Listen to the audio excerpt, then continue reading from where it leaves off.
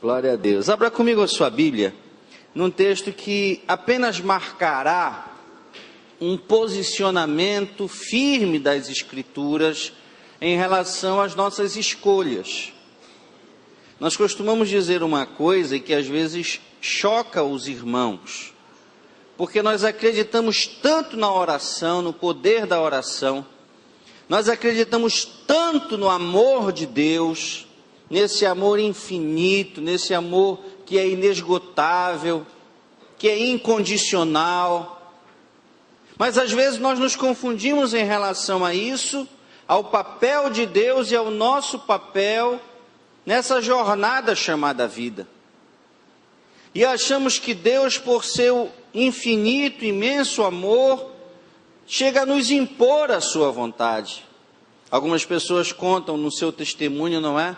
Que não foram atraídas a Deus pelo amor, que foram atraídas a Deus pela dor. Mas há pessoas que mesmo na dor, decidem dizer não para Deus. Esse é o exercício máximo do livre-arbítrio. Às vezes nós precisamos compreender esse Deus e alguns dizem, mas Ele não é soberano. É claro que é. Ele não está no controle de todas as coisas, é claro que está, mas no momento em que Deus colocou na minha vida, na sua vida, esse presente maravilhoso que se chama livre-arbítrio, Ele nos chamou a tomarmos as nossas decisões, a compartilharmos com Ele as decisões que definirão, inclusive, o nosso destino. Inclusive o nosso destino eterno, como disse há pouco o pastor Welton, na eternidade ao lado dele, na eternidade distante dele. São escolhas que eu e você fazemos a cada dia, a cada momento, e essas escolhas determinam consequências para a nossa vida nesse plano terreno, nessa jornada que é muito curta, de alguns anos de existência, e também determinam a nossa eternidade, porque todos nós e todas as pessoas que já viveram na terra, que vivem ou que viverão, terão uma eternidade ao lado do Senhor, gozando, aproveitando das suas riquezas, da sua glória, do seu poder, do seu amor, ou distantes de Deus, num lugar chamado inferno, porque existe um céu e existe um inferno, mas não é sobre isso que nós queremos falar. Mas queremos falar sobre escolhas, queremos falar sobre atitudes nossas que, somadas à vontade revelada de Deus, podem mudar a nossa vida aqui e agora, como também podem determinar o nosso futuro, a nossa eternidade. E é sobre escolha o que está escrito em Apocalipse, no capítulo 3, verso 20. Apocalipse 3, verso 20. Esse texto é muito bonito. Esse texto fala desse Deus cheio de amor. Esse texto fala de um Deus que na sua grandeza, no seu poder, na sua autoridade, um Deus que se ocupa de todo o universo, se importa comigo e com você, que quer o melhor para a minha vida e para a sua vida. E esse Deus todo-poderoso, na revelação que deu ao apóstolo João, nos diz no verso 20 do capítulo 3 de Apocalipse: eis que estou à porta e bato.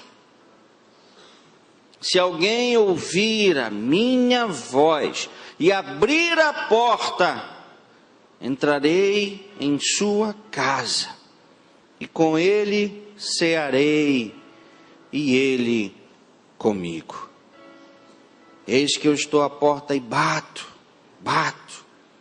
Se alguém ouvir a minha voz e abrir a porta, entrarei em sua casa e com ele cearei e ele comigo. Pai, muito obrigado pelos momentos maravilhosos que já passamos na tua presença até aqui, na comunhão dos irmãos, na adoração, na expressão máxima de obediência, de gratidão, de liberalidade, quando devolvemos ao Senhor as nossas ofertas e dízimos, quando te louvamos, Senhor, com os bens que tu tens nos dado, recebendo novos irmãos, nos alegrando, apresentando, Senhor, esta criança a ti, abençoando a vida desse jovem.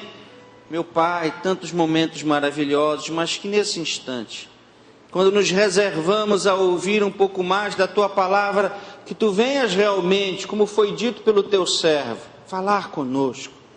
Fala conosco, queremos, precisamos ouvir a tua voz, tu que estás nesta manhã, mais uma vez batendo a porta do nosso coração, e que durante esta jornada de meditação na tua palavra, ou ao final dela, nós possamos estar abrindo a porta do nosso coração, para que tu venhas entrar na nossa casa, cear conosco, fazer morada em nós, é o que nós te pedimos, em nome de Jesus, amém e amém. É interessante vermos esse Deus. Há um texto num profeta em que o próprio Pai diz, olha, eu coloco diante de vós, Jesus é quem fala aqui, a igreja de Laodiceia. No profeta está escrito que Deus coloca diante de nós vida e morte. E no mesmo texto está dito que Deus fala a nós, escolhe a vida. Escolhe a vida. No outro trecho de um profeta, se lê Deus pedindo, Deus quase que implorando, para que nós nos acheguemos dele. São frases, são palavras, mas durante toda a história da humanidade, desde o Éden, passando pela maneira como Deus falava diretamente através da vida de líderes de Israel, como Moisés, de juízes, durante todo o ciclo, não é, de decadência do povo de Israel, Samuel, o próprio Gideão, Débora, até a vinda do reinado, primeiro Saul, depois Davi, Salomão, o surgimento do grande movimento profético, dos profetas maiores, dos profetas menores. Durante todos esses momentos, em cada um desses ciclos da história de Israel, e nós nos encontramos nessa história, por isso é que ainda voltamos e estudamos com tanta intensidade aquilo que Deus fez, falou, ensinou, profetizou. No Velho Testamento, nós encontramos esse Deus cheio de amor para dar, cheio de amor para compartilhar, nem sempre recebendo de nós a retribuição. Já no Novo Testamento, na revelação que se estabeleceu mais clara, exatamente para que se entendesse por que Deus estava então amplificando a abrangência da expressão do que seria o povo de Deus, que até então estava restrita ao povo de Israel. Ele nos explica dizendo, olha, ele veio para os que eram seus, mas os seus não o receberam. E de certa forma, é por isso que nós estamos aqui. Nós não somos descendentes consanguíneos de Abraão.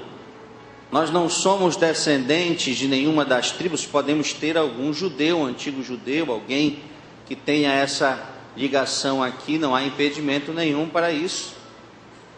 Mas a maioria de nós não tem essa ligação consanguínea com os descendentes de Abraão, de Isaac, de Jacó, Israel e daquelas tribos que se estabeleceram a partir dos filhos de Jacó, dos filhos de Israel. Nós fomos alcançados a partir de Cristo. Usufruímos, somos alcançados por essas bênçãos através da promessa que se realizou em Jesus. Mas nós fazemos parte dessa ruptura, daquele grupo de pessoas que durante algum tempo foram chamados de gentios na Bíblia, para separar então dos escolhidos do povo de Israel, havia os gentios. E Paulo, o apóstolo Paulo, como ninguém, conseguiu discernir, compreender e explicar como nós agora estávamos também alcançados, como nós também seríamos agora abençoados.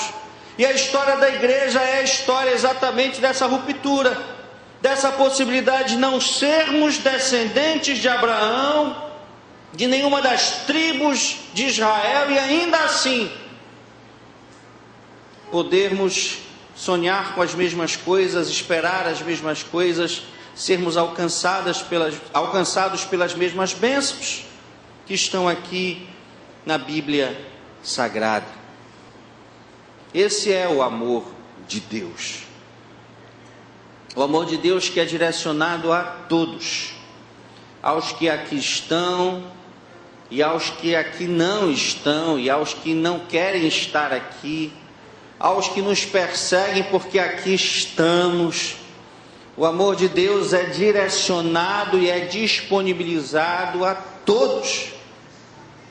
Aqueles que não o conhecem, aqueles que o conhecem, mas não querem servi-lo deliberadamente, obstinadamente, ainda assim o amor de Deus se direciona a essas pessoas. Por isso é que nós estamos aqui, falhos como somos. Então, esse texto aqui de Apocalipse 3 vem e diz: eu estou à porta e bato. Nós costumamos dizer que Deus é um ser extremamente poderoso, mas extremamente educado. Deus não é um ladrão, quem entra pela janela, quem arromba portas, quem força fechaduras, quem usa pé de cabra, não é ladrão. Mas Jesus não é um ladrão, o Pai não é um ladrão, o Espírito Santo não age assim, Ele bate. E Ele bate exatamente para que nós possamos exercer a nossa liberdade, o nosso livre-arbítrio, abrindo a porta da nossa vida, abrindo a porta da nossa casa, para que Ele possa adentrar e cear conosco, e ficar, e morar, e habitar, não apenas passar por ali.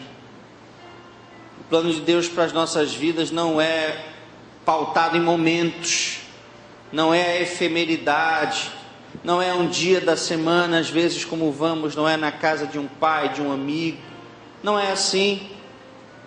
Deus quer cear, Deus quer viver, Deus quer estar na nossa vida, na nossa casa, no nosso casamento. E que bom que Ele não quer passar momentos conosco, Ele não quer proporcionar momentos de alegria, não, Ele quer viver conosco, Ele quer estar na nossa casa, isso faz toda a diferença. Mas muitas vezes, e aí é que eu disse que o texto de Apocalipse 3:20 apenas marcaria essa possibilidade que eu e você temos de abrir uma porta. E se nós temos oportunidade de abrir essa porta para que Jesus adentre na nossa casa, nós temos a possibilidade de não abrir a porta, e nós temos a possibilidade também de fechar portas. E nessa manhã, na verdade, eu quero tratar com os irmãos e as irmãs que nos honram com a sua presença, de portas que precisam ser fechadas nas nossas vidas, e portas que precisam ser abertas nas nossas vidas, para que Jesus realmente possa vir a morar conosco, que Ele possa vir a habitar, a cear conosco. E a primeira porta que eu e você precisamos fechar para resolver uma dificuldade que alcança muitos cristãos, e é interessante esse texto aqui de Apocalipse, queridos. Na verdade, é uma narrativa que vem aqui, especialmente a partir do capítulo 2 de Apocalipse. Esses textos são direcionados a igrejas. Às vezes nós queremos olhar para o Antigo Testamento e temos alguma dificuldade exatamente em estabelecer essa ponte, não é? Entre Israel e a igreja. E às vezes nós até dizemos, não, a igreja é o novo Israel. Em algumas coisas sim, em outras não. Nas bênçãos que são para todos, nós podemos obviamente nos colocar como destinatários delas. Algumas coisas não são para nós, são apenas para o povo de Israel. Isso precisa ser muito bem discernido.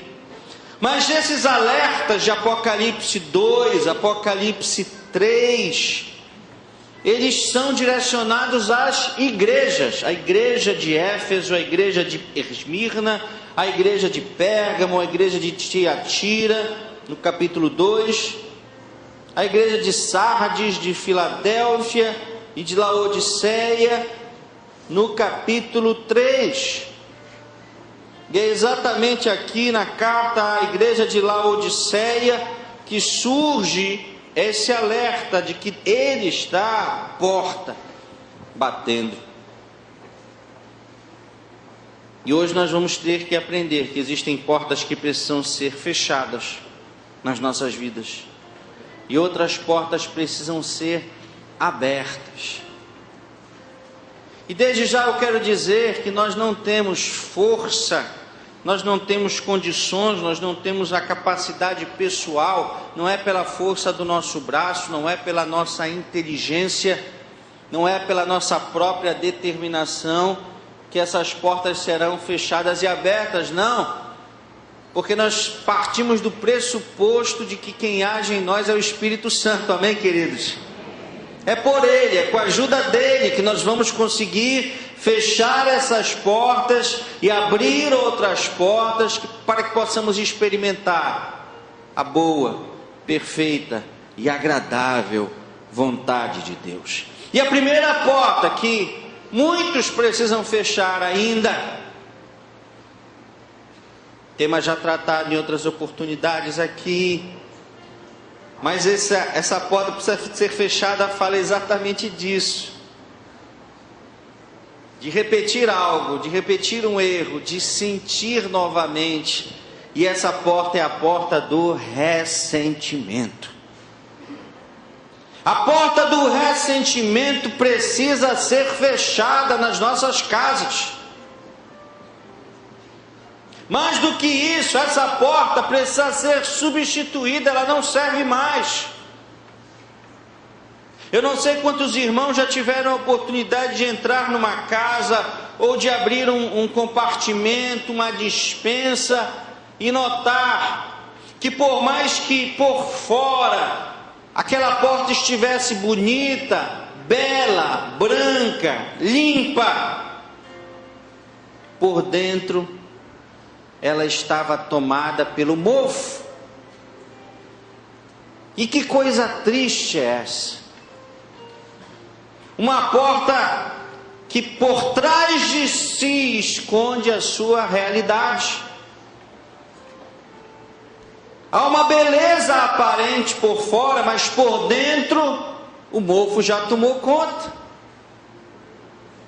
E nós sabemos que o mofo, donos de casa, nós sabemos que o mofo é resultado exatamente da falta de ventilação, da falta de cuidado,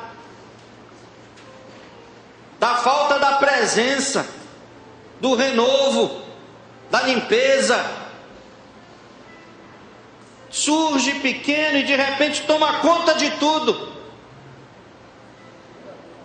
E algumas portas estão tão tomadas por mofo que o melhor é retirá-las e jogar fora, porque senão contamina tudo.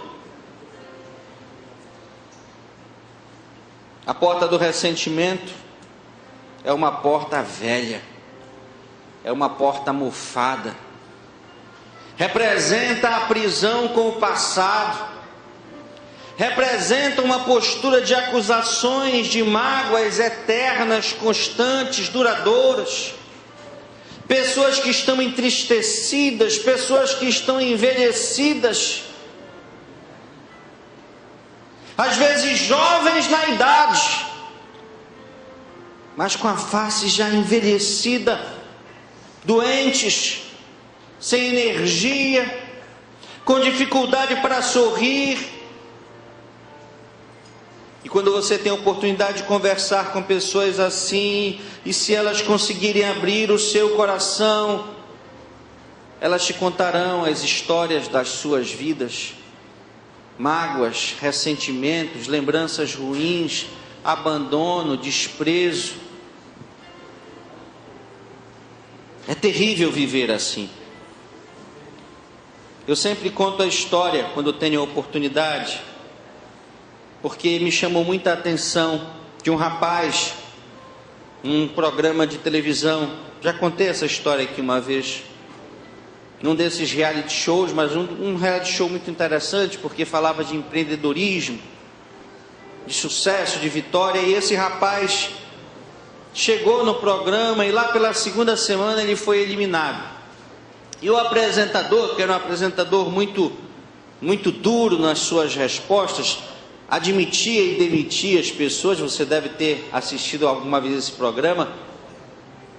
Foi chamado a atenção pela atitude daquele rapaz, e disse que prestou atenção de que no primeiro dia, e eram 12 candidatos apenas de milhares que haviam se inscrito ao programa, mas no primeiro dia ele sentiu que ao adentrar na sala de reuniões, ele estava emocionado, ele estava chorando, ele estava tomado por um sentimento diferenciado, e ele disse assim: aquilo me chamou a atenção. Agora você já está demitido, você já está eliminado, me conte o que aconteceu, porque você é um rapaz de sucesso, você já tem a sua graduação, você tem 2 pós-graduações, você tem formação em inglês. O porquê dessa emoção? E o rapaz então compartilhou que quando ele era pequeno, tudo que ele ouvia dos seus pais, especialmente do seu pai, do seu genitor, era de que ele era feio, ele era burro, ele era incapaz, ele não ia conseguir nada, ele não ia dar em nada. E por mais que ele tivesse se formado, se graduado, se pós-graduado 2 vezes, falasse inglês e outras línguas, e tivesse sido selecionado dentre milhares para estar naquele programa, com apenas 11 outros candidatos, ainda assim, quando ele entrou naquela sala, ainda estava na sua mente, no seu coração, aquelas palavras: tu não darás em nada, tu és burro, tu és incapaz, tu és incompetente.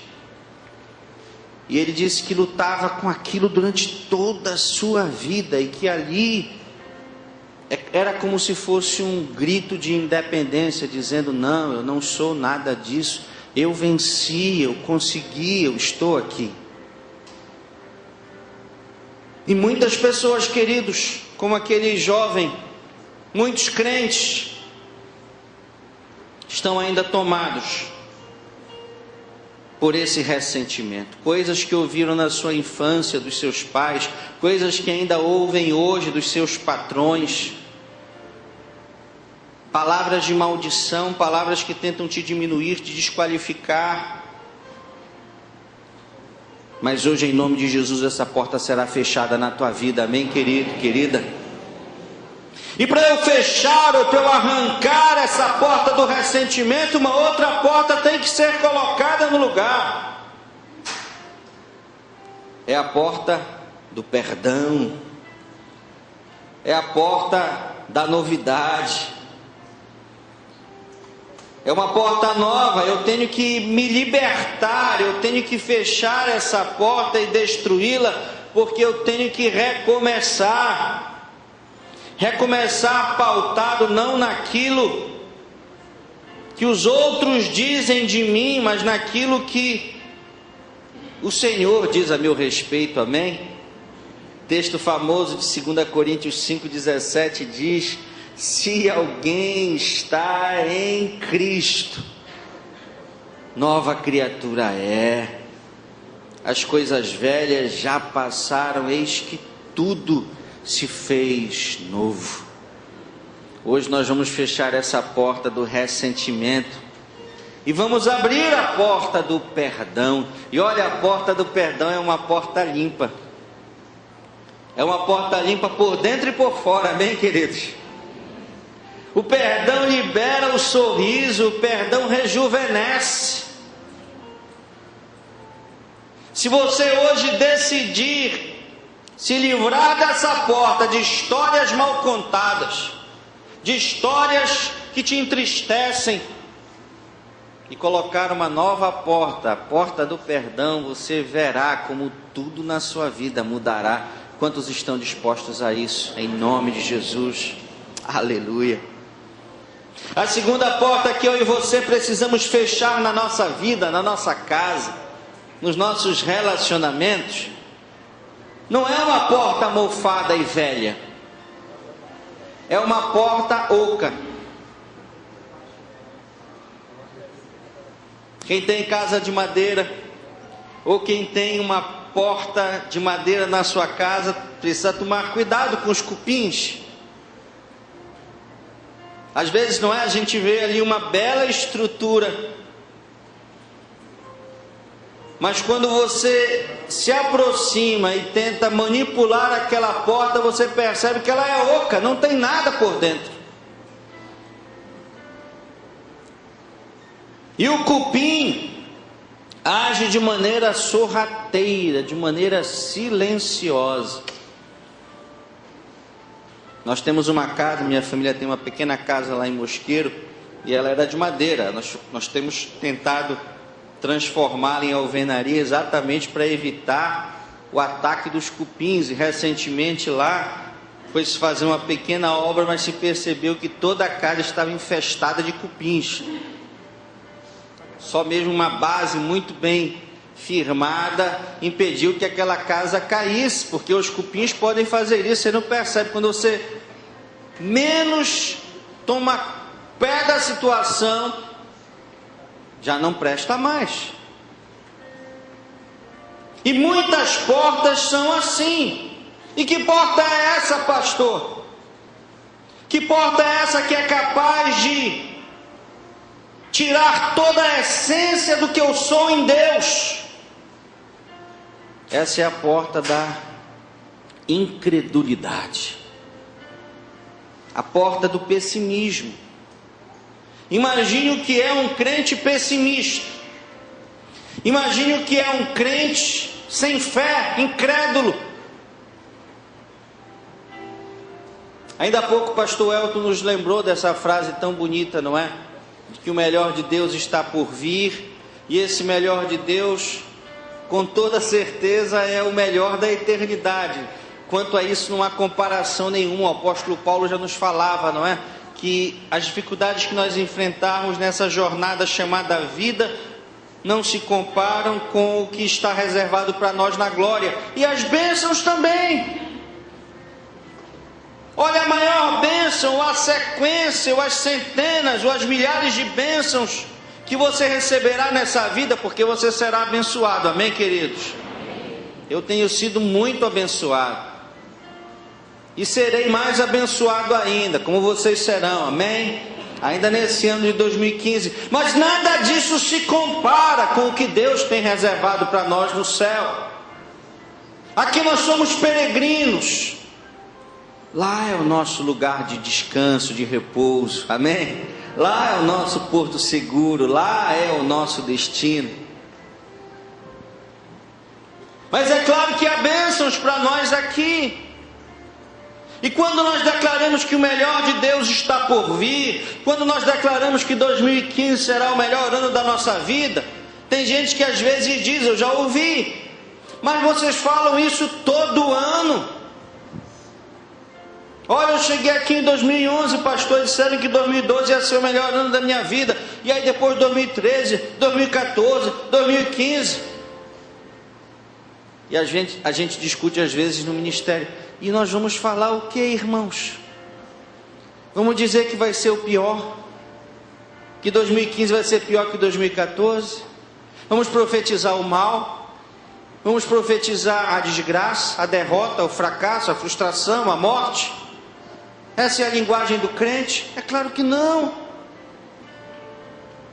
Quando o apóstolo Paulo falava da loucura do evangelho, ele falava exatamente a respeito disso. É o inexplicável, é o sobrenatural. É caminhar não apenas por aquilo que se vê, por aquilo que se ouve, mas é caminhar exatamente na fé. A Bíblia diz que sem fé é impossível agradar a Deus. Então o homem de Deus, a mulher de Deus, revelam, refletem, transpiram fé. Mesmo que as situações, mesmo que as circunstâncias, mesmo que as notícias sejam todas elas desfavoráveis. Mesmo que você esperasse um sim, veio um não. Mesmo que você tenha feito um exame e o exame aponte que a sua situação piorou e não melhorou. Ainda assim, eu e você precisamos manter íntegra a nossa fé, a nossa confiança. Para que nós não sejamos como essas portas ocas, comidas pela incredulidade, comidas pelos cupins. E aí eu falo mais uma vez que isso pode gerar efeitos terríveis nos nossos relacionamentos, principalmente com Deus, mas também com as pessoas que nos cercam. Deixa eu lhe falar uma coisa, querido, querida, já falei várias vezes no nosso programa, e aí eu aproveito para você continuar ouvindo o programa Verdade e Vida, na AM/FM Boas Novas, todos os dias às 13 horas. É uma bênção, você passa ali meia hora ouvindo boa música, ouvindo uma breve palavra, recebendo uma oração dos seus pastores. Faça isso, vale a pena. Pastor Elton distribui alguns prêmios, uns concursos, umas perguntas que ele faz. É uma bênção, cada dia é uma coisa diferente, de segunda a sexta. E eu falo várias vezes lá, para pais, para mães, que a casa, que o lar, é o lugar onde nós temos que ser mais incentivados. Nós temos que ser jogados para cima, nós temos que ser ali guindados, não é? Para a fé, para a confiança. Tem pai e tem mãe que repete uma coisa terrível, eu sempre digo, para mim isso é uma ignorância, não é? Às vezes o filho chega feliz, às vezes o filho vem compartilhar uma pequena vitória, é verdade, é pequena. Ainda não é a batalha toda, ainda não é a guerra, não é? Melhor dizendo, é apenas uma batalha vencida, mas ele vem ali feliz para compartilhar, para socializar. O pai olha, a mãe olha e diz assim: não fizeste nada mais do que a tua obrigação. E às vezes o filho só quer parabéns meu filho, continue assim, se esforce mais, vamos celebrar essa pequena vitória, essa pequena batalha, a guerra continua, amanhã é outro dia. Mas a casa, o lar precisa ser esse lugar em que a nossa fé é alimentada. Não pode ser um lugar onde as palavras são sempre de demérito, de descrédito. Um tem que animar o outro. Isso é ser família. E aí eu falo para você, filho, seja você um adolescente, seja você um jovem, você não tem que você não tem que ser só alimentado, você também tem que alimentar. Você não tem que ser apenas alvo das bênçãos, você tem que abençoar. Reconheça o valor do seu pai. Reconheça o valor da sua mãe. Seja grato. Às vezes nós dizemos que um filho só vai entender as razões que movem as atitudes dos pais quando ele for pai. Mas eu acho que isso serve para o mundo, queridos.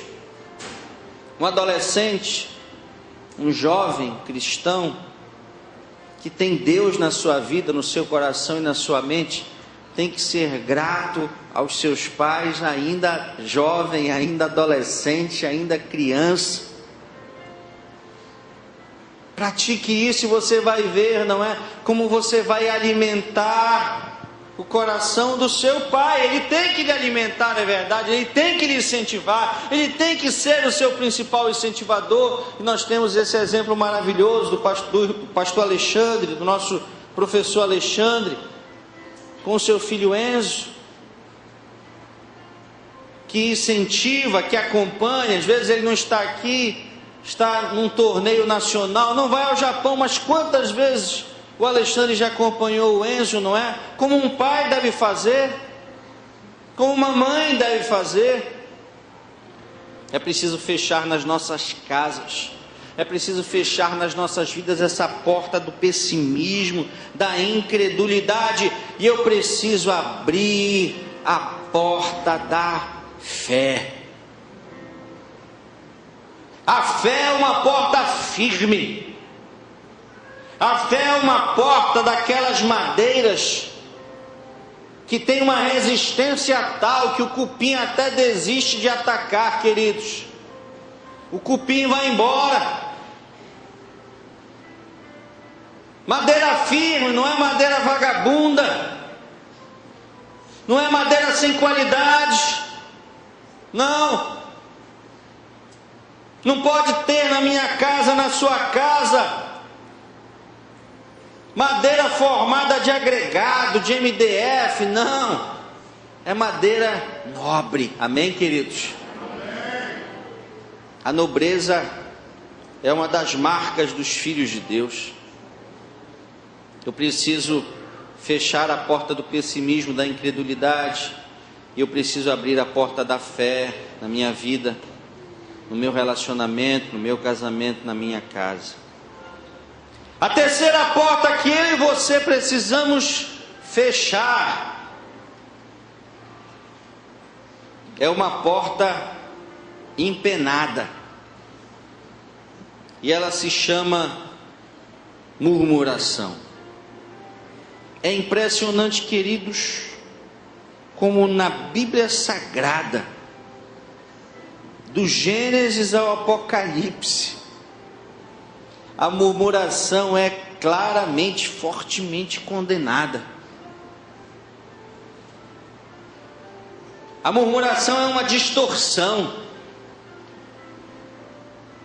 Há pouco o pastor Elton nos lembrou um princípio inquestionável, insuperável. O apóstolo Paulo já tinha falado disso quando pensava no conselho, não é? Quem pode ser de Deus conselheiro? Porque tem gente que é assim, que quer ensinar Deus, não é? E aí fica ali dizendo que Deus tem que fazer.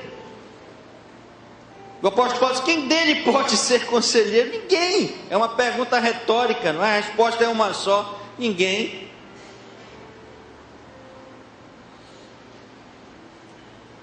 E quando nós murmuramos, nós estamos distorcendo uma verdade.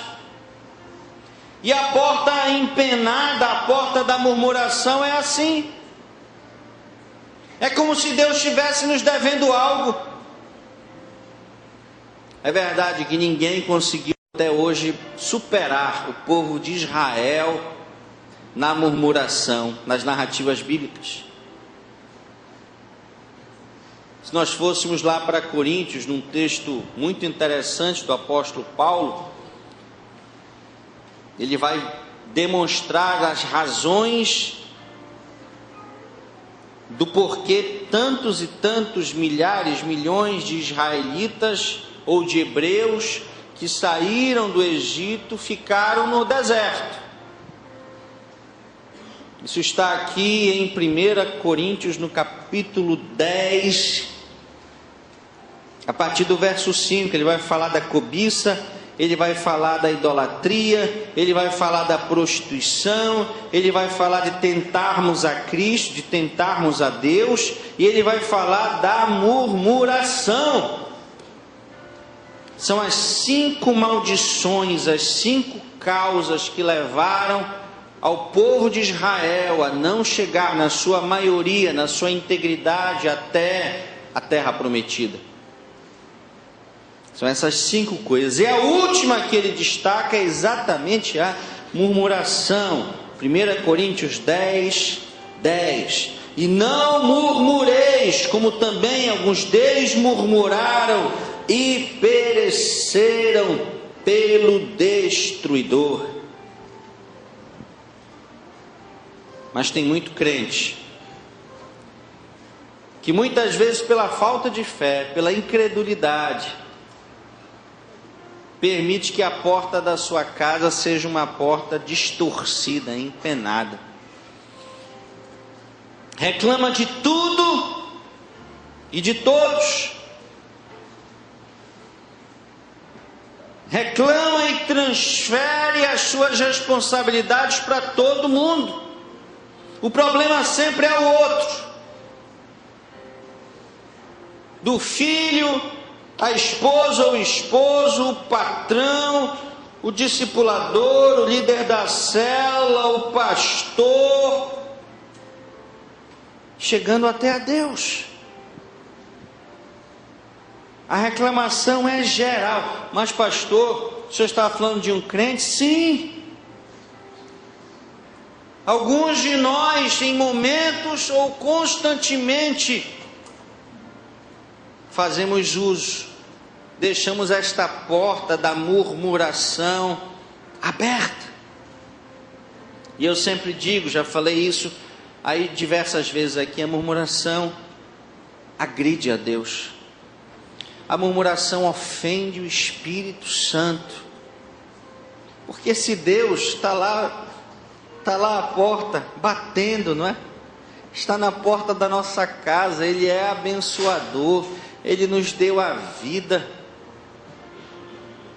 desde o ventre da nossa mãe, projetou algo maravilhoso para nós, tem nos dado oportunidades incomparáveis, inigualáveis, tudo de bom que acontece nas nossas vidas vem dEle.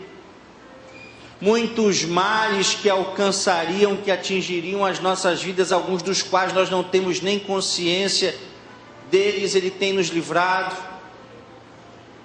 Alguns que nos alcançam, Ele transforma em instrumento de aprendizado, de crescimento, de fortalecimento, de amadurecimento. Nos garante um lugar no céu, ainda que a nossa jornada aqui seja de sofrimento, de luta. E muitas vezes, eu e você, ainda nos achamos em condições de murmurar a respeito desse Deus, a desconfiar dEle. Murmuração é isso. Murmuração é desconfiar de Deus. E aí eu quero te dizer, meu irmão, minha irmã, que murmuração afasta a bênção. Deus pode estar querendo te abençoar, a bênção está reservada. Não porque você decretou, mas porque é um decreto dele para a tua vida. Ele quer te abençoar, a bênção está ali.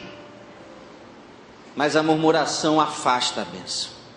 A murmuração distancia a bênção de nós, porque nós não estamos ainda preparados. A murmuração expressa, comprova de que nós não estamos ainda preparados para receber aquela bênção.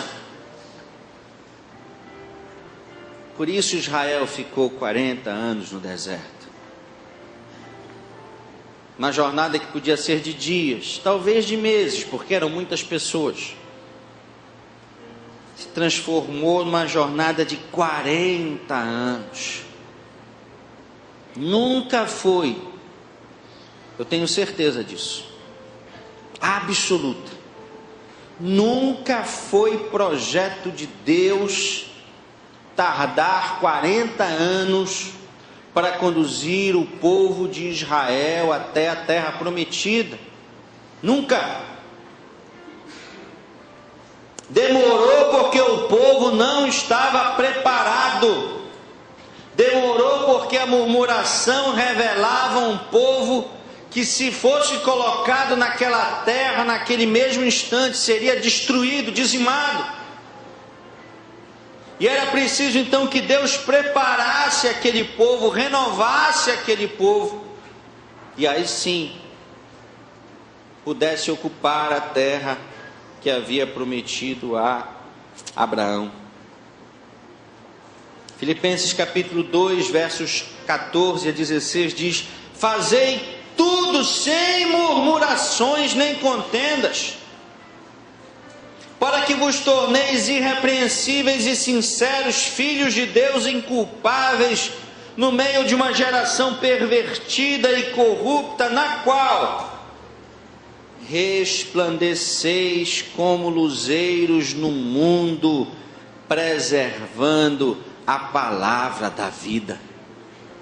Queridos, de pessimismo, de murmuração, de incredulidade, o mundo já está cheio.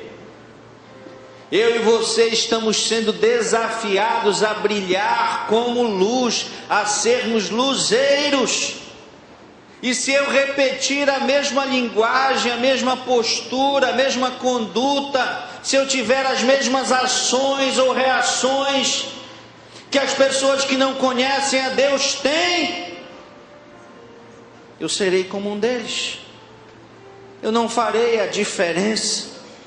Eu não mostrarei que eu tenho alguém diferente dentro de mim. E por que eles quererão ser igual a mim?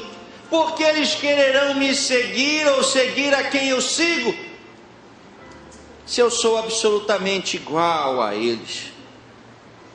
Eu preciso tirar da minha vida, da minha casa, eu preciso fechar essa porta empenada, e eu preciso abrir a porta da adoração. Amém, queridos? Eu preciso ser um adorador. Eu preciso ser um adorador em toda e qualquer circunstância.